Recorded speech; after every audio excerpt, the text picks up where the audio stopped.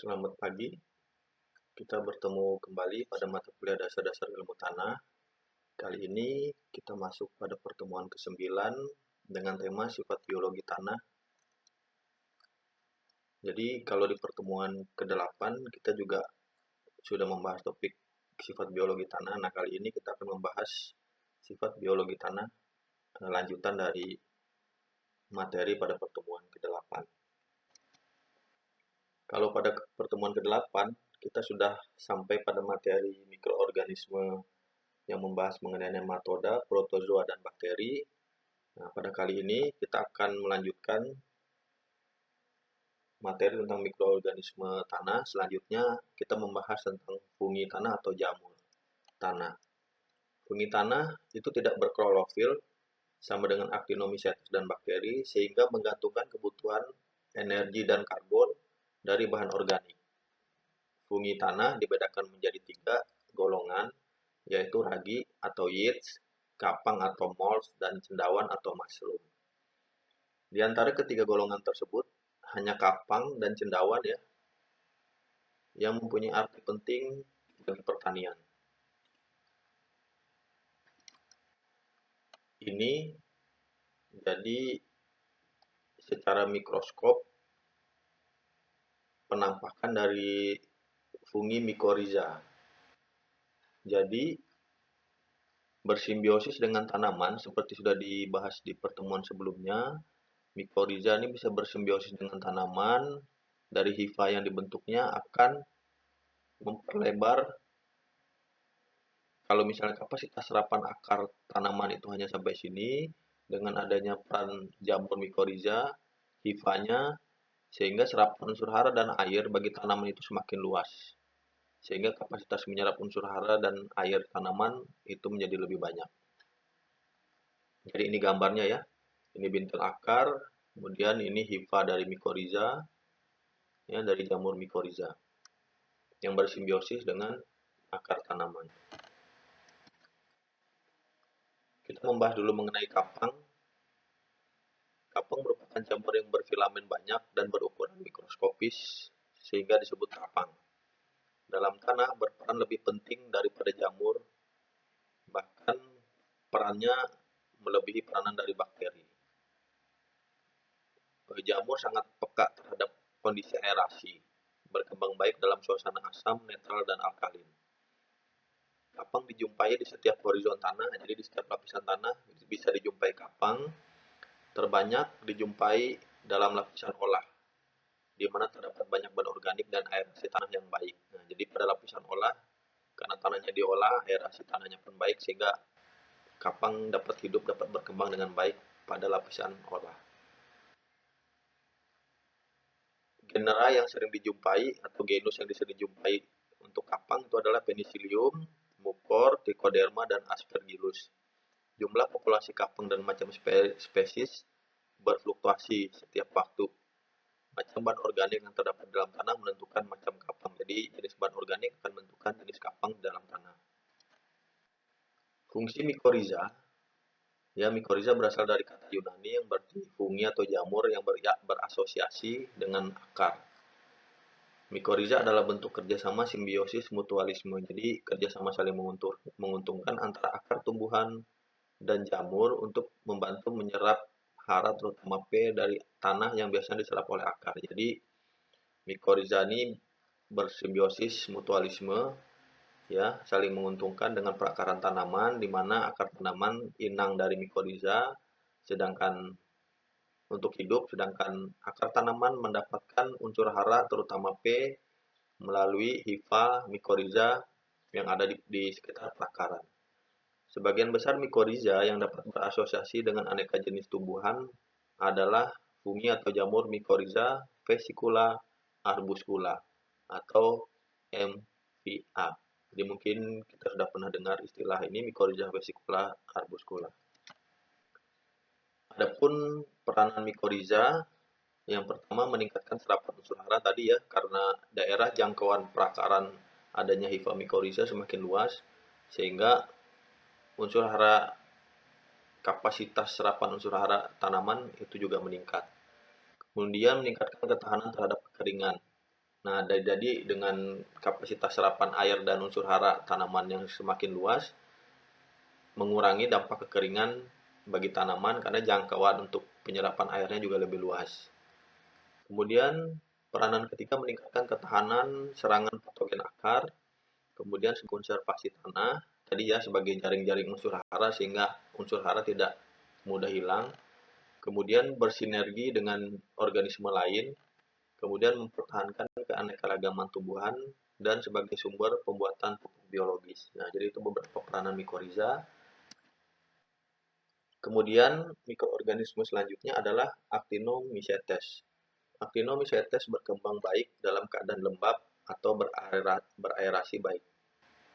Jadi umumnya jamur, golongan jamur dan Actinomycetes itu bisa berkembang dengan baik pada keadaan lembab dan beraerasi baik. Terkadang dapat aktif dalam keadaan kekeringan di mana bakteri dan fungi sudah tidak aktif lagi. Jadi Actinomycetes bisa hidup pada kondisi lebih kering.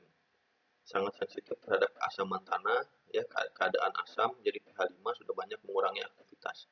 Jadi kalau pH-nya asam, Actinomycetes tidak dapat berkembang dengan baik. Kembangan optimumnya ada pada pH 6 sampai 7,5.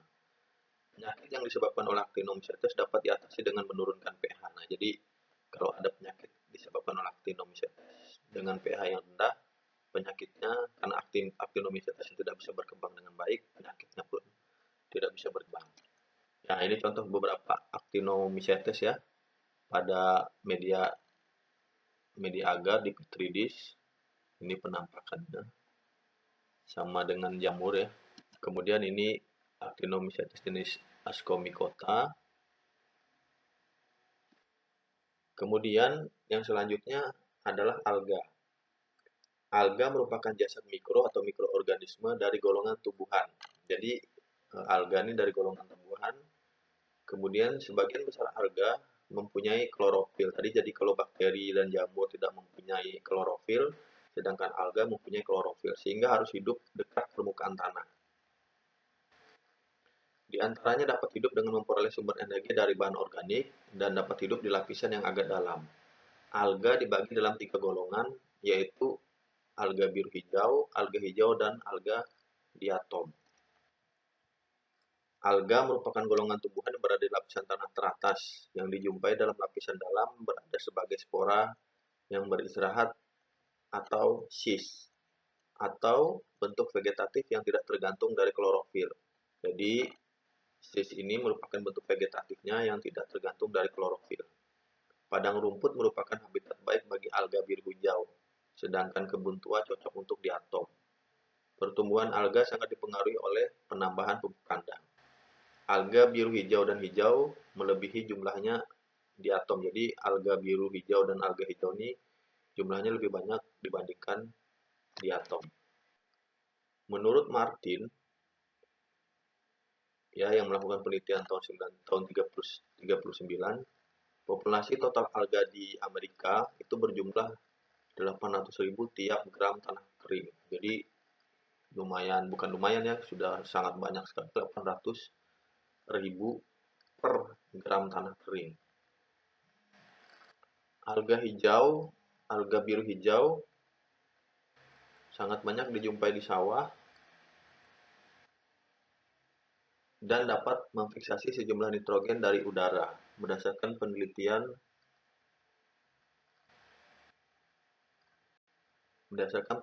dari De dan Sulaiman 1950. Fiksasi nitrogen akan berlangsung baik bila di situ terdapat tumbuhan padi. Hal ini diduga oleh adanya CO2 yang berlimpah pada waktu padi tumbuh. Nah, ini contoh alga ya, alga hijau yang ada di perairan, populasinya sangat banyak. Nah, ini dia. Kemudian ini jenis Azolla pinnata yang mungkin juga sering kita jumpai atau sering kita lihat ya di parit-parit atau di perairan alam. Kemudian ini Azolla perbesaran 30 kali, kemudian ini Anabaena perbesaran 1000 kali. Ini ya Azolla. yang diperbesar.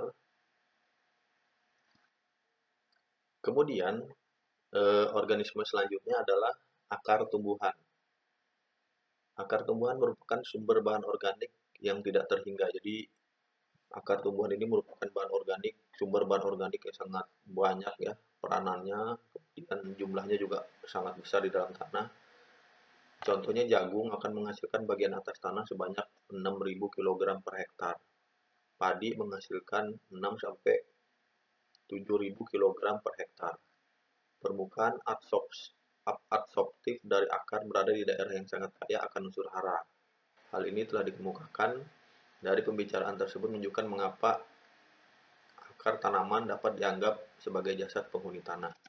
Adapun fungsi akar tumbuhan yang pertama sebagai sumber energi ya, fungsi akar tumbuhan dalam tanah sebagai sumber energi bagi jasad renik bila mati. Jadi akar tumbuhan yang mati menjadi sebagai bahan organik yang bisa digunakan jasad renik atau mikroorganisme sebagai energi. Dan bila akar hidup, mempengaruhi keseimbangan unsur hara dalam larutan tanah. Ya, jadi kalau akar itu hidup di dalam tanah akan mempengaruhi keseimbangan unsur hara. Kemudian penyedia unsur hara melalui asam-asam organik sehingga akar dapat digambarkan berfungsi sebagai pelarut. Nah, itu ya peranan akar di dalam tanah. Kemudian ekskresi asam amino tertentu dan adanya bagian akar yang secara terus-menerus mati menggiatkan kegiatan jasad renik pada suatu tingkat yang tidak akan dijumpai pada tempat lain. Jadi ekskresi asam amino oleh akar dan adanya bagian akar yang secara terus-menerus mati sebagai bahan organik akan meningkatkan aktivitas jasad renik. Kemudian jumlah jasad renik di sekitar akar menurut penelitian kelak itu berjumlah lebih dari 100 kali bila dibandingkan dengan tempat-tempat yang tidak ada akar atau di daerah bukan di daerah perakaran atau rhizosfer. Jadi akan memaksa terjadinya suatu transfer unsur hara dan juga mempercepat penyediaan unsur hara tersebut. Dalam keadaan lain mungkin akan berjalan sangat lambat. Lingkungan akar itu menunjang yang pertama akar hidup akan menunjang secara terus-menerus nutrisi pada suatu area terbatas untuk mikroflora. Jadi akar melalui asam amino yang dikeluarkannya itu akan menunjang secara kontinu unsur hara pada area di sekitar perakaran untuk mikroflora. Kegiatan mikroflora di lingkungan akar dapat menguntungkan, tapi juga dapat merugikan tanaman karena sebagai kompetitor dalam menggunakan atau menyerap unsur hara. Rhizosfer atau daerah pelakaran dan mikroflora permukaan akar dicirikan oleh lebih banyaknya kegiatan mikroflora jarak tempuh yang dicapai eksudasi sistem perakaran. Efek rhizosfer menunjukkan pengaruh keseluruhan perakaran terhadap mikroflora tanah, baik itu bakteri, jamur, atau actinomycetes. Rhizosfer dan rhizosfer mempengaruhi kelimpahan, keberadaan, dan distribusi dari mikroflora. Kemudian mempengaruhi distribusi mikroflora tanah khusus yang mempunyai kebutuhan khusus ya, misalnya vitamin B, asam amino, dan unsur hara yang khusus. Faktor yang mempengaruhi pengaruh dari rhizosfer adalah tipe tanah, kelembapan, pH, temperatur, umur tanaman, dan kesehatan tanaman. Perubahan mikroflora dan rhizosfer. Pertama, penambahan tanah. Jadi mikroflora dan rhizosfer itu akan berubah kondisinya, lingkungannya karena adanya penambahan tanah. Kemudian pemberian nutrisi melalui daun, dengan pemberian nutrisi melalui daun, mikroorganisme lingkungan akan meningkat. Kemudian inokulasi pada biji tanah yang mengandung mikroorganisme. Contohnya inokulasi biji gandum, ya, Azotobacter meningkat. Kemudian inokulasi mikrobia, Azotobacter, Rhizobium, Mycorrhiza mungkin membantu menciptakan adanya mikroflora tanah yang menguntungkan. Jadi ini contoh dari akar tumbuhan ya, yang peranannya sangat penting sekali bagi mikroorganisme di dalam tanah.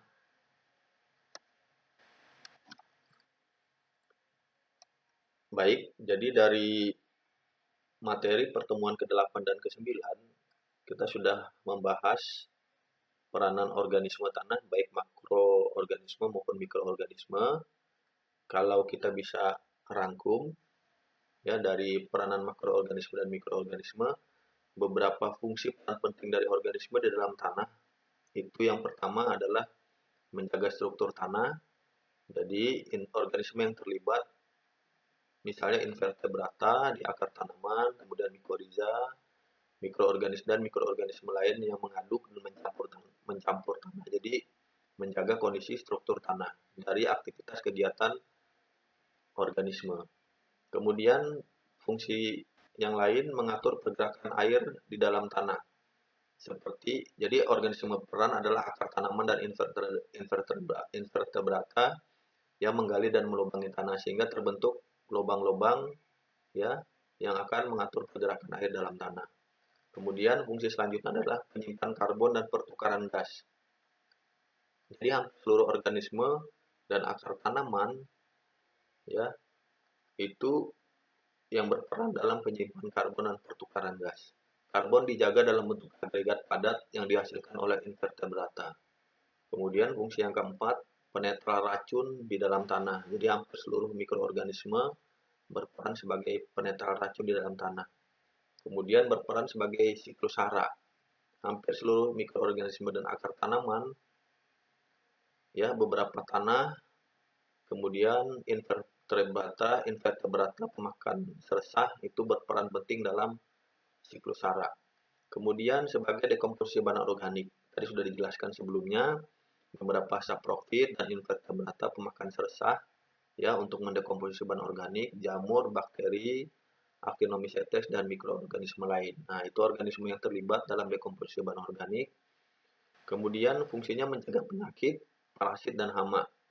Organisme yang terlibat tanaman, mikoriza dan jamur lainnya, nematoda, bakteri dan berbagai mikroorganisme lain, cacing tanah serta berbagai predator. Nah, itu berperan untuk mencegah penyakit, parasit dan hama. Kemudian fungsinya sebagai sumber makanan dan obat akar tanaman, ya organisme yang berfungsi sebagai sumber makanan dan obat antara lain akar tanaman, serangga ya berbagai serangga, jangkrik, larva kumbang, semut, rayap, cacing tanah, vertebrata, mikroorganisme, hampir seluruh Actinomycetes. Kemudian yang kesembilan, hubungan simbiosis ya berfungsi sebagai hubungan simbiosis dan non simbiosis dengan tanaman dan akar tanaman. Jadi contoh organismenya seperti yang sudah dijelaskan, rhizobia, mycorrhiza, Actinomycetes dan berbagai mikroorganisme di sekitar zona perakaran lainnya. Nah, itu yang bersimbiosis ya, baik simbiosis dan non simbiosis dengan tanaman dan akar tanaman. Kemudian fungsi selanjutnya sebagai pengendali pertumbuhan tanaman, baik itu positif dan negatif. Contoh organisme yang terlibat akar tanaman, rhizobia, mycorrhiza, Actinomycetes, patogen, nematoda, parasit, serangga, mikroorganisme di sekitar perakaran, agen pengendali hayati. Kemudian fungsi selanjutnya adalah dekomposisi atau pencucian batuan secara biologi. Jadi kalau kita ingat pada proses terbentuknya tanah itu ada secara fisik, kimia, dan biologi. Nah, organisme yang berfungsi sebagai dekomposisi atau pencucian batuan secara biologi atau bahan induk secara biologi, contohnya adalah cyanobacteria, kemudian bakteri pengikat N dan C, jamur dan lumut. Nah ini ya, jadi jadi organisme yang berperan dalam dekomposisi batuan atau bahan induk secara biologi dalam proses pembentukan tanah. Saya pikir itu materi yang bisa saya sampaikan pada pertemuan ke-9 tentang sifat biologi tanah. Apabila ada hal-hal yang kurang dipahami atau kurang dimengerti, silakan disampaikan melalui platform Google Classroom, e-learning kita, dan saya juga akan menanggapi pertanyaannya di fitur Classroom tersebut. Sekali lagi terima kasih atas perhatiannya. Sampai ketemu lagi di pertemuan selanjutnya. Selamat pagi.